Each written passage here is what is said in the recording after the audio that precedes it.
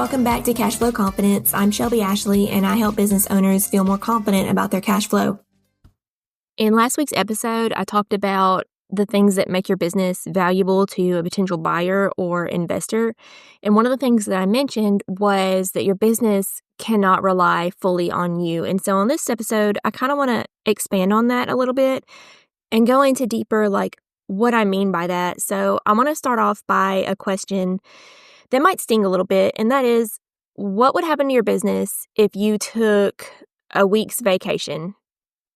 Or what would happen to your business if you took a 2-week vacation, like starting tomorrow, 0 warning, just, hey guys, I'm going out for 2 weeks. What would happen? Would everything run smoothly, or would the whole thing just completely fall apart? Today, I want to dig into something that most entrepreneurs avoid, which is the uncomfortable truth that many of us are our business. I mean, a lot of times it starts out that way, and unless you make the correct strategic decisions and investments, it's going to stay that way, and it absolutely does not need to. Like what I mean by we are the business is that we make the decisions. We're the ones that close the sales. After the sale, we're the ones that deliver the service. We fix all of the fires. We manage the team. We troubleshoot the technology. And while that may feel like control, it's actually a trap. Because the truth is, if your business can't run without you, then it's not a business. It's just a job that you own. And in a lot of cases, you own several jobs. And if you ever want to sell or scale or even just step back, that's going to be a huge problem. So today I want to help you start separating yourself from your business and explain why that separation isn't just healthy, it's what makes your business valuable.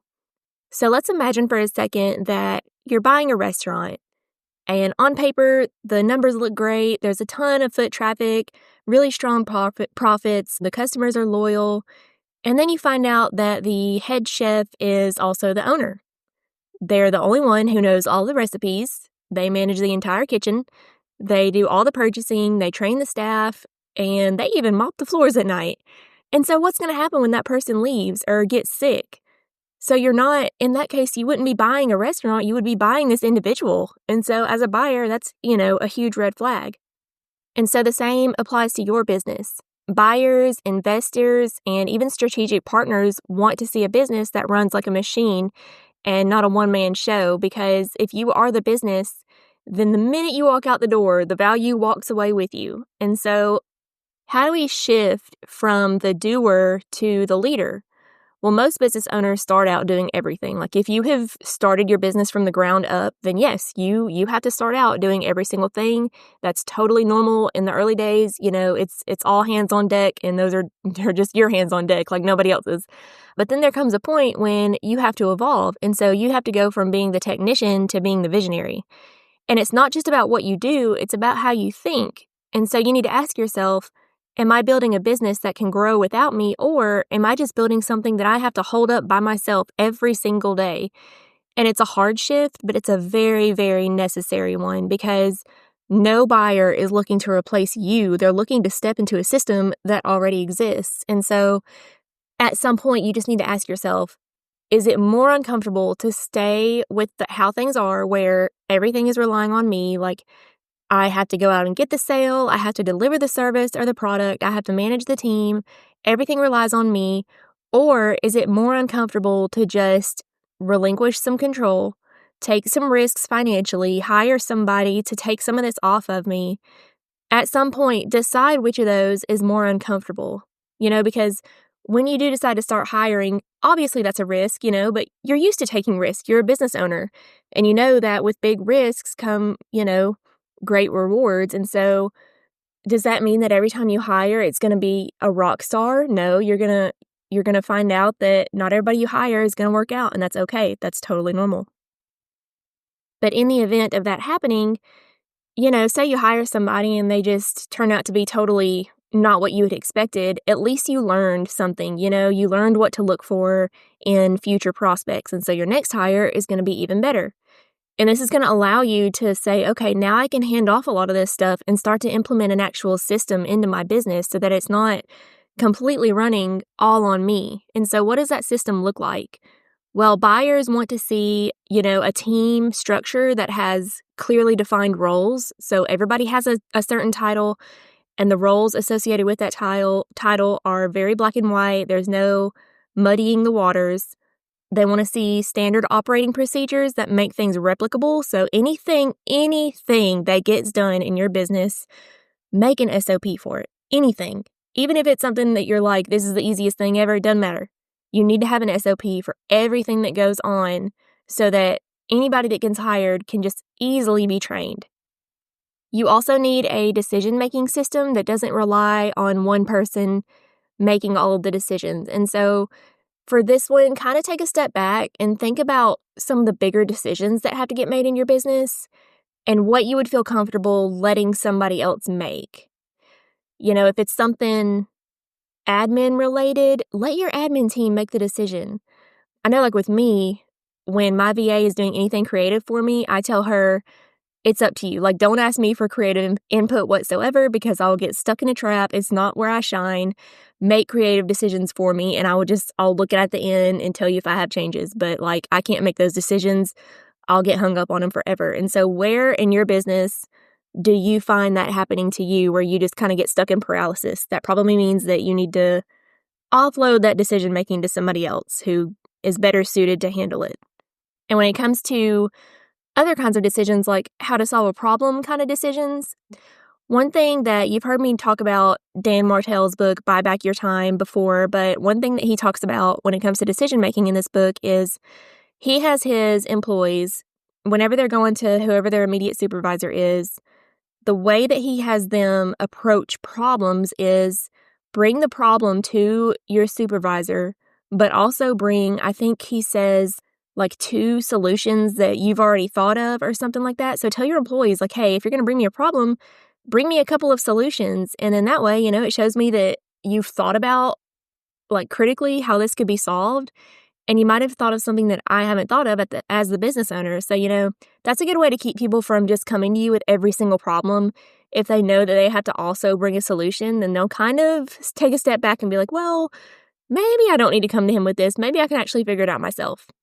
And then at the same time, you as the owner need to trust your team and, trust that you have hired capable people. And then finally, as far as systems go, buyers want to see processes for onboarding, fulfillment and delivery, and customer service that don't depend on your brain to function. Like, it's not something that exists totally inside of your head, these things. That's why SOPs are so important. You need to, whatever it is that you're doing, you need to document. If there's a certain, like, thought framework that you approach your business with, write it down. If you're facing something like a sale objection or something like that, where it's something that to you comes really easily, take note of the first kind of thoughts that come to your head and then write them down, and then you can pass them along to somebody else. And so that's what makes a business transferable and valuable. And even if you're not looking to sell, this is a path to just sanity, if anything else, because it's how you start working on your business instead of constantly being inside of the business. So I want to break this down into practical steps that you can take this week. Step number 1, go ahead and document what you do. So either open up like a Google Doc or turn on Loom and just start brain dumping. Like, what decisions are you making every week? What tasks live only inside of your head? And then just start building a basic, SOP library. Even if it's messy, it doesn't matter. It'll be done, and then you can clean it up later. And step number 2, delegate one thing, which I told you to do this in my episode on delegation, but if you haven't already, I want to encourage you to do it again.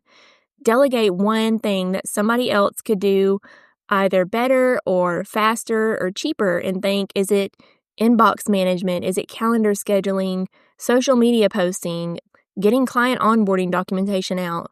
Whatever it is, start with, a VA or a contractor. You don't need a team of 10 people. You just need to start letting go of like those small $10 an hour tasks. Step number 3, build up your team's autonomy. Don't just delegate tasks, delegate thinking as well. Like, start giving people context and teach them how you make decisions. Like I said earlier, if there's certain thoughts that pop into your head given a certain situation, write them down. And if you want your team to think along those same lines, write these thought processes down. And then at the same time, your team might think about things differently than you would, if your team is, constantly doing one specific thing that they're really good at, they're going to be more of the expert as far as the thought process behind that thing. So whatever that is, tell them to write it down and trust their judgment and discernment in how things get handled. Create basic if this, then that frameworks. Like if a client asks for X, then you offer option Y. If Y doesn't work, then you escalate it to me. And that's going to keep you from being the bottleneck. And then finally, run a mini stress test. So here's the fun part. Schedule a day or a few days off. No calls, no Slack chats, no emails, nothing. Completely remove yourself and then watch what breaks. That's going to be your blueprint for what to fix next. But also, watch and see if something breaks. Don't jump in and fix it. See how your team handles it. And just observe. And that'll kind of tell you what needs to be done, where the bottlenecks are at. And that's how you create a business that can run without you, that's just completely worth more to a buyer, an investor, and most of all, your peace of mind and your well-being.